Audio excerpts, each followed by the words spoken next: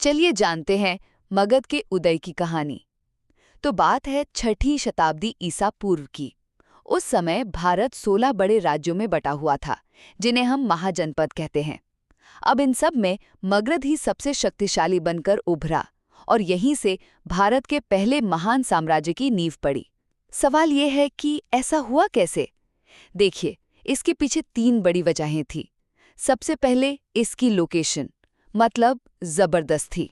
इसकी जो राजधानियां थीं, राजगृह और बाद में पाटलिपुत्र, वो पहाड़ियों और नदियों से ऐसी घिरी थीं कि एकदम सेफ थीं। और गंगा के उपजाऊ मैदान, उसकी वजह से खेती इतनी बढ़िया होती थी कि राज्य के पास पैसा भी खूब था और वो एक बड़ी आबादी को आराम से पाल सकता था।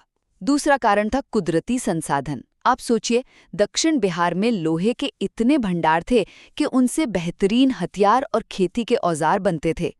और तो और घने जंगलों से सेना के लिए हाथी मिलते थे, जो उस जमाने की लड़ाई में कह सकते हैं एक गेम चेंजर थे। और आखिर में तीसरा और सबसे अहम कारण, वहां के शासक बिंबिसार, अजातशत्रु और महापद्मनंद जैसे बड़े ही महत्वाकांक्षी राजा हुए।